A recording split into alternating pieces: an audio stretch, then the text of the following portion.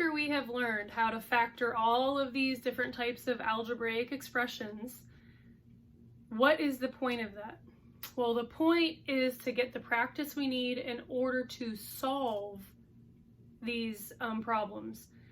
So what we're going to do is just introduce the zero product property.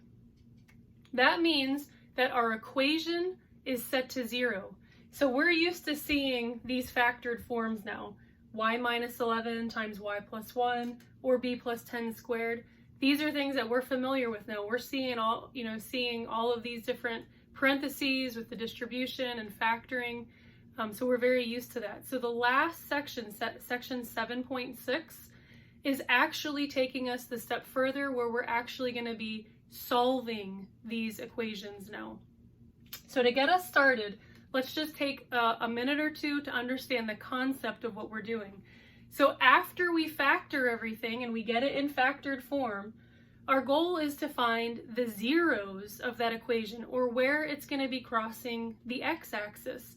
Because in later algebra classes, you're actually going to be graphing curved lines, and you need to know where they're going to be crossing the x-axis at. So when we set the equation to 0, all we have to do is figure out what y would equal in order for this statement to become true. So in this first set, if y equaled a positive 11, so if y equaled a positive 11, that would mean 11 minus 11 equals 0, correct? And even if it equaled 11 plus 1 would be 12, 0 times 12 would equal 0. So what we're trying to do is just find a solution for each set of parentheses, because anything times 0 is going to equal 0. So if we can get just one of these sets of parentheses to equal 0, then we're good. So we know that y will equal 11 in this first set. But what about the second set? Y plus 1. In order for that part to equal 0, y would have to be a negative 1. So basically, you're taking the opposite of the constant that's in the parentheses. So in this case, the constant is a negative 11. The opposite of negative 11 is positive 11. In the second set of parentheses, our constant is a positive 1. The opposite of that would be a negative 1.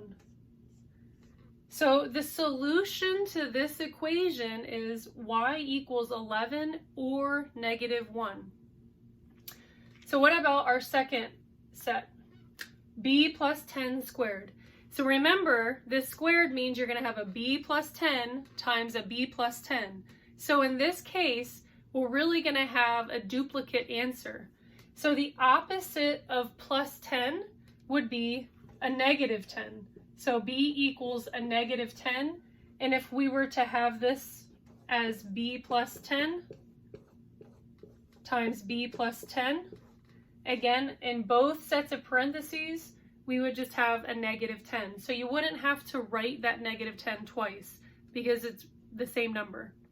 So this is just an example of what we're doing in section 7.6, is actually solving for the variable now. Okay, so in the next video, we're going to go ahead and start from the very top of a problem, factor it, and then solve for it.